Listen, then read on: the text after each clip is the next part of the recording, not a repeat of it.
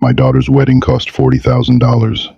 It smelled like imported gardenias, burnt hairspray, and a whole lot of lies. I never planned to blow up the happiest day of her life. But when you find a tumor, you don't just watch it grow. You cut it out, bloody as it gets. The morning of the wedding was loud. That's the first thing you forget about these events when you look back at the photos.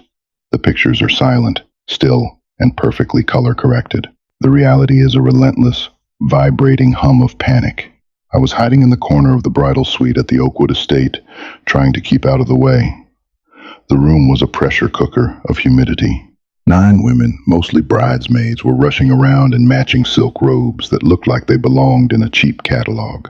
The air was thick, choking, really with the chemical tang of aerosol hairspray, spilled Prosecco, and the heavy, sweet rot of crushed lilies. The florist had dropped a box of them in the hallway, and the scent had seeped under the heavy wooden door, coating the back of my throat. Clara, my daughter, sat in the center of the chaos. Her hair was pinned up in tight coils, held together by sheer tension and 100 bobby pins. Her hands were shaking, just a barely perceptible tremor in her left hand as she held a half-empty mimosa glass. "Dad," she said, her voice tight, higher than usual. "Are the ushers seating the groom's family on the left or the right? Because Aunt Susan will lose her mind if she's behind a pillar." "I'll check, kiddo. I lied. I had no idea where Aunt Susan was sitting, and frankly, I didn't care. I just wanted to see Clara breathe." I watched her in the vanity mirror. She looked beautiful, of course, but she also looked like a stranger. The makeup artist had contoured her cheekbones so sharply she looked almost hollow. This wasn't the girl who used to track mud onto my kitchen floor or stay up until 2 a.m. arguing with me about local politics. This was a bride, a product. Someone packaged and polished for a man I had never quite managed to trust. Gregory. Even thinking his name made my back teeth grind together. Gregory was a wealth management consultant. He drove a leased Porsche, wore suits that cost more than my first car, and had teeth so artificially white they looked almost blue under fluorescent lights. He was smooth. Too smooth. Whenever he talked to me, he used my first name, Thomas, with this manufactured gravitas, like he had read a book on how to assert dominance over your future father-in-law. I never found a concrete reason to hate him. He never yelled at Clara, never forgot her birthday, always brought a bottle of overly expensive Cabernet when they came for Sunday dinners. But my gut, an instinct honed by 30 years in commercial construction, dealing with liars and thieves in hard hats, screamed at me every time he smiled. There was nothing behind his eyes. He was a house with a fresh coat of paint and rot in the foundation, but Clara loved him, or she loved the idea of him. She was 28, exhausted by the dating scene, and Gregory represented safety, a 401k, a house in the suburbs, a predictable trajectory. Who was I to tell her that predictable often just means suffocating? "Thomas," my ex-wife Diane barked, snapping me out of my thoughts. She was wearing a dress that looked like spun aluminum. "Stop standing there like a decorative gargoyle. Clara needs you to take the watch to Gregory." The photographer wants a shot of him opening the box before the ceremony. She shoved a small, faded velvet box into my chest. I caught it clumsily. It was my father's pocket watch. A heavy, scratched, silver Elgin. I had given it to Clara a week ago, telling her it was meant for the man she was going to build a life with. Giving it to Gregory felt like handing over a piece of my family's soul to a corporate liquidator. "Right," I grunted, adjusting the collar of my rented tuxedo. It felt like fine sandpaper against my neck. "I'll go find him." "And tell him to fix his tie," Clara called out, without turning away from the mirror. It was crooked in the engagement photos. Tell him I love him." I paused at the door, the heavy brass knob cold under my sweating palm. "I will, sweetie." I stepped out into the hallway. The air out here was cooler, smelling of old dust and floor wax. The Oakwood estate was a sprawling, vaguely Gothic mansion converted into a wedding factory. The bridal suite was in the east wing. The groom and his groomsmen were shoved into the old library in the west wing. I started the long walk, my stiff leather dress shoes echoing loudly against the hardwood. Click, clack, click, clack. The sound was lonely. Through the massive arched windows, I could see the lawn. 200 white folding chairs were lined up with mathematical precision on the grass. The string quartet was already out there, tuning their instruments. A stray discordant screech from a cello drifted through the glass. It sounded like an animal dying. I rubbed my thumb over the velvet box in my hand. I felt a sourness rising in my stomach, a familiar acid reflux that flared up whenever I was stressed. I stopped at a water fountain, popping a chalky antacid into my mouth, crunching it dry. Just drop off the watch, I told myself. Shake his hand. Smile. Drink the scotch he'll inevitably offer you from his engraved flask. Pretend you're happy. That's the job of a father today.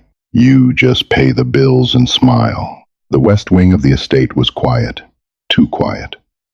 Usually, a groom's room is filled with obnoxious laughter, the clinking of glasses, maybe some terrible music thumping through a portable speaker. But as I rounded the corner toward the old library, the hallway was dead silent. The heavy double doors of the library were closed, but not latched. A sliver of yellow light bled out into the dim corridor. I approached, lifting my knuckles to knock, but my hand froze in midair. I heard a voice, Gregory's. It was low, muffled, but the timbre of it was unmistakable. You're crazy for coming in here. My brow furrowed. I stepped closer, my ear instinctively tilting toward the gap in the door. The antacid I had just chewed felt like a lead weight in my gut. Then, a woman's voice, a laugh, wet, breathy, and dripping with an arrogant sort of danger. Oh, come on, Greg, you owe me. After the boring 6 months you're about to have playing house with Little Miss spreadsheets, you'll be begging for this. My blood stopped moving. The world outside the hallway, the string quartet, the guests arriving, the caterers clattering plates vanished. The silence in my head was absolute, replaced only by a high-pitched ringing. That wasn't the voice of some hired help. That wasn't an ex-girlfriend who had crashed the party. That voice belonged to Chloe, Clara's maid of honor, Clara's best friend since they were sophomores in college. The woman who, not an hour ago, had been steaming Clara's veil and crying about how beautiful she looked. I didn't barge in. The heroic thing, the movie star thing, would be to kick the door open, throw a punch, and drag him out by the collar of his custom Italian suit. But I didn't. I physically couldn't. My knees went to water. I leaned heavily against the cool plaster wall, my breathing suddenly shallow and ragged. I felt intensely, violently nauseous. I don't owe you anything, Chloe, Gregory hissed, but there was no anger in it. It was the performative pushback of a man who wanted to be persuaded. The photographer is going to be here in 10 minutes. Then we have 9 minutes, Chloe whispered.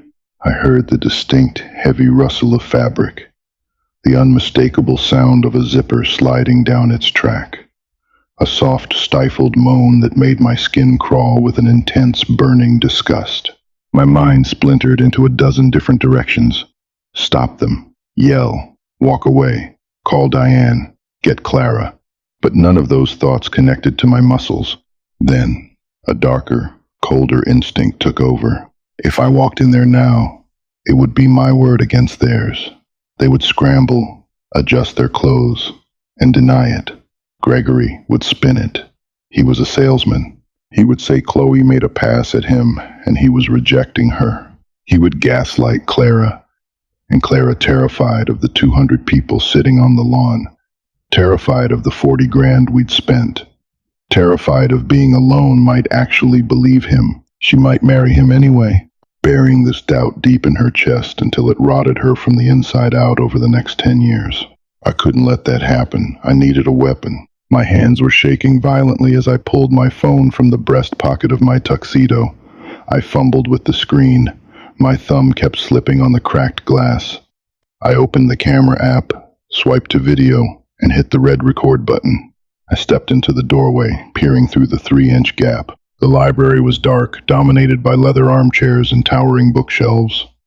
In the center of the room, leaning back against a massive mahogany desk, was Gregory. His tuxedo jacket was off. His trousers were unbuckled. Chloe, in her deep burgundy bridesmaid dress, was kneeling on the Persian rug in front of him. The phone camera caught it all. It caught the movement. It caught the sounds.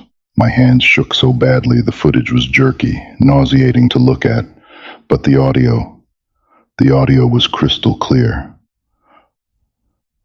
"You're a mess," Gregory muttered, his head tilting back, his hands buried in Chloe's perfectly styled hair.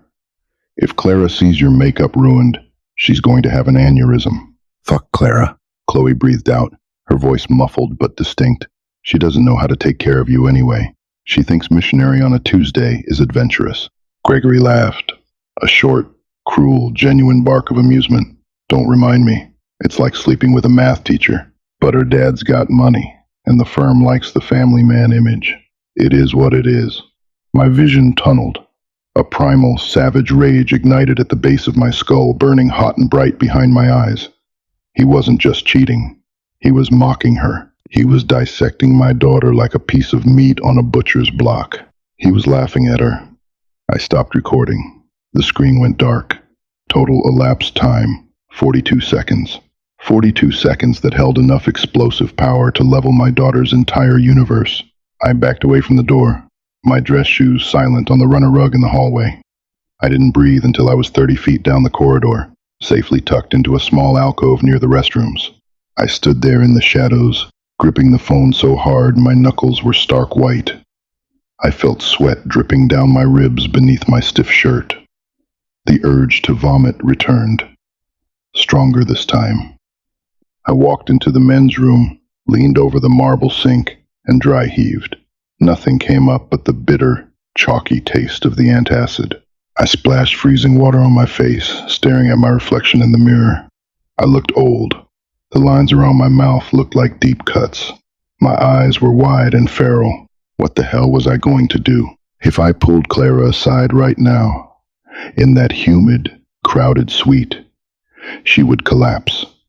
There would be screaming, crying, a private, suffocating meltdown. Diane would panic about the guests. The caterers would pack up. The gossip would spread in whispers, painting Clara as the victim. The poor, jilted bride left weeping in her dressing room. No, Gregory didn't deserve a quiet exit. He didn't deserve to slip out the back door while my daughter suffocated in private shame. He had stood in that room and laughed at her. He had mocked her worth. He needed to be burned to the ground, publicly, completely, irrevocably. A terrible, icy calm washed over me. The shaking in my hands stopped. I dried my face with a paper towel, tossed it in the brass bin, and walked out of the bathroom. I didn't go back to the bridal suite. I headed straight for the lawn. The sunlight hitting the lawn was aggressively bright, a stark contrast to the dark, suffocating reality I was carrying in my pocket. Guests were already taking their seats. I saw my brother, Paul, laughing and holding a plastic cup of beer. I saw old coworkers, neighbors, distant cousins. They were all murmuring, shifting in their uncomfortable formal wear, totally oblivious to the bomb ticking in my tuxedo jacket. At the back of the seating arrangement, under a small white canvas tent, was the AV booth. Clara had hired a company to handle the microphones, the string quartet's amplification, and crucially, the large LED screen set up to the right of the altar. After the vows, before they walked back down the aisle, there was supposed to be a surprise 3-minute video montage of their relationship set to some sappy acoustic song. I ducked under the tent. The air inside was stifling, smelling faintly of ozone and cheap body spray. A kid, no older than 20, was sitting behind a massive mixing board. He had a patchy beard and was wearing a black polo shirt that was one size too large. He was staring at his phone, utterly bored. "Hey," I said. My voice sounded remarkably steady, hard. The kid looked up, blinking. Hey, you're the father of the bride, right? We're all set. Mics are tested. I need to make a change to the video presentation," I said, pulling my phone from my pocket. The kid frowned. "Oh man, the planner gave me the USB drive an hour ago. It's already queued up." I'm not supposed to mess with the schedule. I reached into my back pocket and pulled out my money clip. I peeled off 3 crisp $100 bills and laid them flat on the plastic folding table, right over his run sheet. The kid looked at the money, then up at me. His eyes widened slightly at whatever he saw in my face. I am the man paying for every single piece of equipment you are touching right now, I said softly, leaning over the table. I need you to take the video off my phone, put it on your laptop, and play it on that screen the second the officiant asks if anyone objects. Do you understand me? The kid swallowed hard. He looked at the $300. What's on the video, man? Just play it, I whispered, full volume. The exact moment he asks for objections. Don't look at it beforehand. Just do it. He hesitated for a fraction of a second before his hand snaked out, sliding the cash into his pocket. Airdrop it to me, he mumbled, opening up his laptop. I transferred the file. I watched the little blue circle complete. It was done. The bullet was chambered. Do not screw this up, I told him, turning away before he could reply.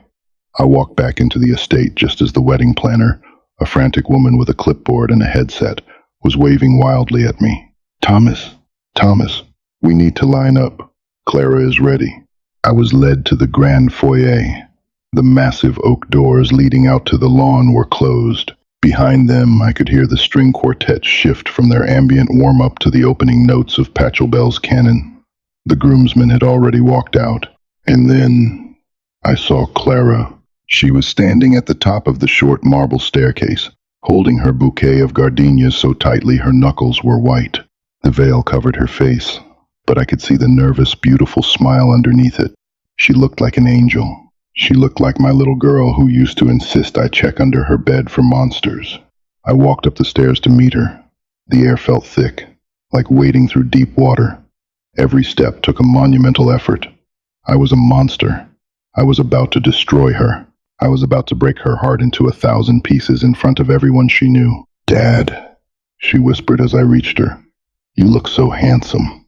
I couldn't speak. I just nodded, offering her my arm. She looped her hand through mine. Her touch was warm, trembling slightly against my cold arm. The texture of the heavy lace on her sleeve scratched against my wrist. Did you give him the watch? She asked, softly. A lie slipped out of my mouth as easily as breathing. I did. He loved it. Good, she sighed, leaning her head against my shoulder for a brief second. I'm so nervous. Dad, what if I trip? I've got you, I said, my voice finally cracking. I squeezed her arm. I will always have you, Clara. I won't let you fall. I promise. I'm about to push you off a cliff, my brain screamed. I'm about to ruin you. Places, please, the planner hissed. Doors opening in 3, 2. The heavy oak doors swung open. The afternoon sunlight poured into the dim foyer, blinding me for a second. The string quartet swelled. 200 heads turned simultaneously to look at us. We stepped out onto the grass. The walk down the aisle is supposed to be a blur of happy faces, a tunnel of love and support leading to a new beginning. For me, it felt like a death march. I stared straight ahead. At the end of the white runner, standing under an archway woven with vines and expensive flowers, was Gregory. He looked immaculate, not a hair out of place. He was giving Clara a soft, practiced smile, the one he probably used to close a tough sale. My eyes shifted to his left, the groomsmen, to his right, the bridesmaids, and there was Chloe. She was holding Clara's secondary bouquet. Her posture was perfect, but as I stared at her, I noticed the subtle, rushed fixes. Her lipstick was slightly faded at the edges. A few strands of hair had escaped the elaborate updo, resting against the nape of her neck. She looked right at me, then at Clara, and beamed a smile so painfully fake, it made my jaw ache. Sociopaths, I thought. Both of them. We reached the altar. The music faded out. The silence that fell over the lawn was heavy, expectant. Only the distant sound of a crow cawing in the trees broke the stillness. I turned to face my daughter. I had to let go of her arm. It was the hardest physical action I have ever performed. I lifted her veil back over her head. Her eyes were shining with unshed tears of joy. She looked up at me, waiting for the traditional kiss on the cheek. I leaned in. I smelled the hairspray again, masking the scent of the gardenias. I pressed my lips to her warm cheek. "I love you, Clara," I whispered into her ear, my voice so low only she could hear. "I am so sorry. Forgive me." She pulled back, her brow furrowing in momentary confusion. "Dad?" "What?" I didn't answer. I stepped back, taking my place in the front row next to Diane, who gave me a sharp look for taking too long. I sat down. The wooden folding chair creaked under my weight. I crossed my arms over my chest and stared dead ahead at the officiant. "Dearly beloved," the officiant began, his voice booming clearly through the hidden lapel microphone, "we are gathered here today, in the presence of family and friends, to witness and celebrate the joining of Gregory and Clara in holy matrimony." My heart was hammering against my ribs like a trapped bird. I looked over at the AV tent. The kid in the oversized polo was staring back at me, his hand hovering over the trackpad of his laptop. "Marriage is a sacred bond," the officiant continued, oblivious to the atmosphere thickening around us. "It is built on trust, on mutual respect, on a foundation of honesty that cannot be easily broken." Gregory reached out and took Clara's hands. He rubbed his thumb over her knuckles. It was a picture-perfect moment. A photographer crouched in the aisle, snapping photos. Click, click, click. I felt cold sweat trickling down the back of my neck. Part of me wanted to stand up and scream, "Stop! Let's just walk away." But the memory of Gregory's cruel laugh anchored me to my seat. I had to let the axe fall. "Before we proceed to the vows," the officiant said, taking a dramatic pause, looking out over the crowd, "if there is anyone present who knows any reason why these two should not be joined in marriage, speak now, or forever hold your peace." The pause. The traditional, useless, ceremonial pause where everyone chuckles nervously in their heads, waiting for the awkward 3 seconds to pass. I didn't say a word. I didn't stand up. I just nodded at the kid in the tent. The massive LED screen beside the altar, which had been displaying a static monogram of G and C, suddenly flickered black. There was a loud, sharp burst of electronic feedback from the speakers that made half the audience jump. Then, my shaky, nauseatingly raw footage filled the screen. The screen at the altar was 10 feet wide and wildly expensive. Clara had insisted on the high-definition upgrade so the elderly guests in the back rows wouldn't miss the subtle moments of the ceremony.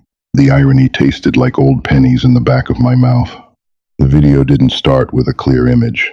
It started with the frantic, jerky motion of my phone lens adjusting to the dim light of the library, the autofocus searching for purchase against the dark mahogany desk. For exactly 3 seconds, 200 guests stared at a blurry, shaking patch of shadow. A confused murmur rippled through the front row. Diane leaned toward me, her sharp fingernails digging instantly into my forearm. "Thomas, what is wrong with the screen?" she hissed, her voice vibrating with panic. I didn't blink. I kept my eyes fixed entirely on Gregory. Then, the audio kicked in. The kid in the AV tent had followed my instructions perfectly. He had the volume pushed to the absolute limit. The high-end surround sound PA system that had just beautifully rendered Pachelbel's canon now blasted Gregory's low, muffled voice across the pristine lawn. "You're a mess. If Clara sees your makeup ruined, she's going to have an aneurysm." The words were deafening. They echoed off the stone facade of the estate. On the screen, the autofocus finally caught. The image sharpened. There was Gregory, his custom tuxedo jacket off, his white shirt unbuttoned at the collar, his hands tangled in the deep burgundy hair of the maid of honor. And there was Chloe, kneeling. The silence that fell over the lawn was absolute. It wasn't just quiet. It was a sudden, violent vacuum. The air felt sucked out of the space. Even the birds in the oak trees seemed to stop making noise. Then came Chloe's voice, distorted slightly by the heavy bass of the speakers, dripping with a venomous arrogance that made the skin on my arms crawl. "Fuck Clara. She doesn't know how to take care of you anyway. She thinks missionary on a Tuesday is adventurous." Gregory's cruel, barking laugh exploded from the speakers. Don't remind me. It's like sleeping with a math teacher. But her dad's got money, and the firm likes the family man image. It is what it is. The video cut to black. The 42 seconds were over. The sheer gravity of what had just happened took a moment to register. Human brains aren't built to process sudden, catastrophic trauma in real time. For a terrifyingly long 5 seconds, nobody moved. The scene was frozen like a wax museum. I watched Gregory's face. The transition was gruesome. The polished, white-toothed salesman vanished, replaced by an empty, hollow-eyed shell. All the blood drained from his face, leaving his heavily tanned skin looking the color of wet cement. He took a staggering half-step backward, his polished shoe catching the edge of the white aisle runner. Chloe, standing just a few feet away, dropped the secondary bouquet. The flowers hit the grass with a dull, wet thud. She brought both hands to her mouth, her eyes darting wildly toward the exit, looking exactly like a rat cornered in a basement. The other bridesmaids physically recoiled from her, shrinking away as if she were actively radiating radiation. And then I looked at my daughter. Clara stood at the altar, the breeze gently catching the edge of her veil. She looked small, so incredibly small. Her face didn't twist in anger. She didn't scream. Her features just went terrifyingly slack. Her eyes were fixed on the black LED screen, her chest perfectly still. She wasn't breathing. "Clara," Gregory whispered. His voice was raw, stripped of all its baritone confidence. He reached a hand out toward her. That single movement broke the spell. The crowd erupted. It was a cacophony of overlapping chaos. Aunt Susan shrieked somewhere in the third row. Chairs scraped violently against the grass as groomsmen stood up, looking around in utter bewilderment. Diane, still sitting next to me, let out a noise that sounded like a wounded animal, a ragged, breathless sob, her hands flying to cover her face. "Turn it off!" Gregory suddenly screamed, spinning toward the AV tent. The veins in his neck bulged against his collar. "Turn that off! It's fake!" "It's a goddamn deep fake, Clara. I swear to God." He was lying, and we knew he was lying, but self-preservation makes people say stupid things. He lunged toward her, closing the gap between them. That was when I finally moved. I didn't leap over the chairs. I am a 55-year-old man with bad knees and a mild heart condition. I stood up, my joints popping, and stepped into the aisle. The heavy, suffocating humidity of the afternoon pressed against my chest. I walked toward the altar with a slow, mechanical heavy-footedness. Gregory was within arm's reach of Clara now. "Clara, please, look at me. It's not real. Someone is trying to ruin us. You know me. You know I love you." Clara finally looked at him. The gardenia bouquet slipped from her trembling hands, joining Chloe's on the grass. She stared at Gregory's face, searching for the man she thought she knew, and finding only a stranger staring back. "You wore the watch," she whispered. Her voice was hoarse, barely audible over the roaring murmur of the crowd. Gregory blinked, panicked. "What?" "My grandfather's watch," she said, her eyes dropping to his vest pocket, where the silver chain hung. "You were wearing it, in the video." Gregory looked down at his own chest. The lie evaporated. There was nowhere left to hide. He looked up, desperate, and that's when I stepped between them. I grabbed him by the lapels of his expensive Italian suit. The fabric felt smooth and cold. I didn't hit him. I wanted to. God, every muscle in my back was coiled tight, with the urge to drive my fist through his perfect white teeth. But if I hit him, I became the aggressor. I became the story. Instead, I gripped his suit and shoved him backward with all the solid, working-class weight I possessed. He stumbled awkwardly, tripping over the hem of his own trousers, and landed hard on his backside on the wooden steps of the altar. "Don't you ever speak to her again," I said. My voice wasn't a yell. It was a low, gravelly rasp that scraped the back of my throat. "Thomas, you're crazy." Gregory stammered from the ground, scrambling backward like a crab. You ruined this. You ruined everything. No, I replied, staring down at him. I just turned the lights on. The rot was already there. I turned my back on him. I faced my daughter. Clara was shaking violently now. The shock was wearing off, and the reality was crashing down on her in heavy, suffocating waves.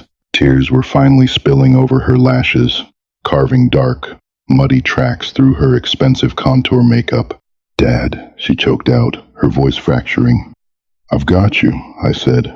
I held my hand out to her, just like I had at the top of the stairs. She looked at my hand for a long second. Then, slowly, she reached up to her own chest. She dug her fingers into the neckline of her custom lace gown and pulled. There was a harsh ripping sound as the delicate fabric tore. She wasn't destroying the dress. She was fighting to breathe. She reached for her left hand.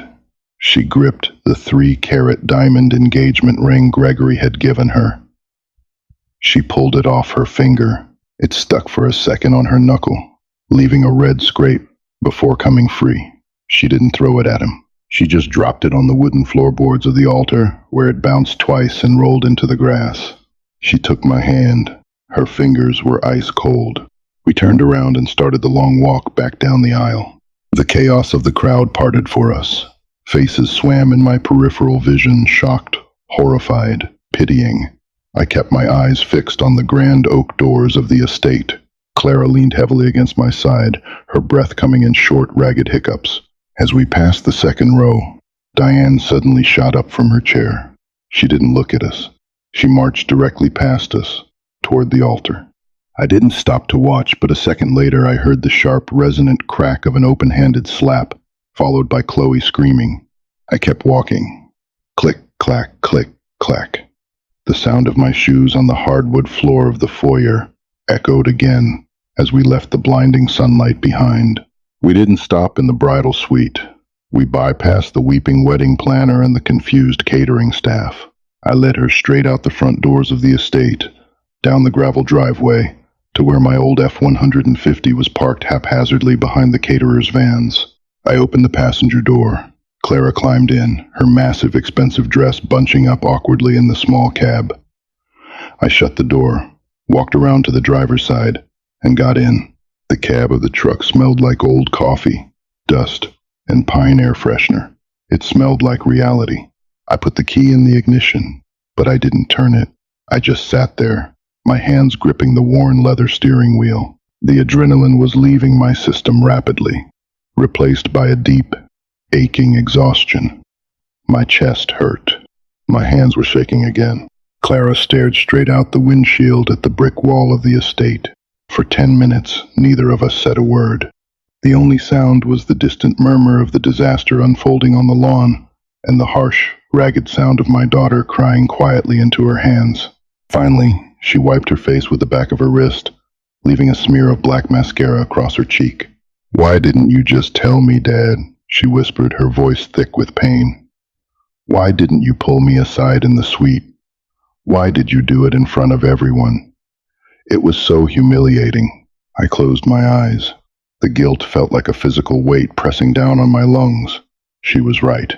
It was a brutal, merciless thing to do. "Because if I told you in private," I said slowly, opening my eyes to look at her, "he would have lied to you.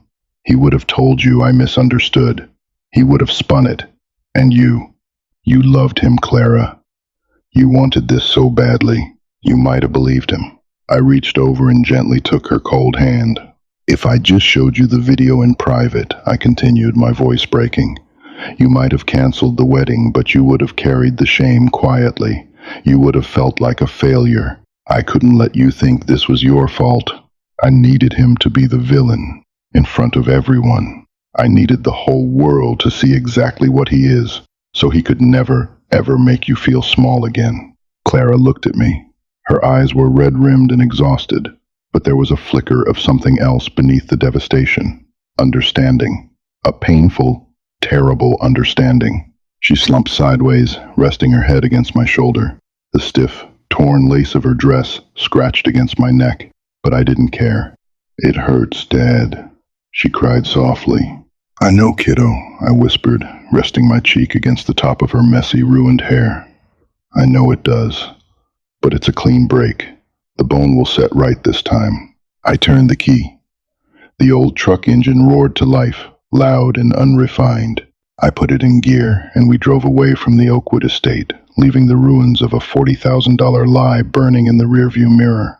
Thank you for listening to this story.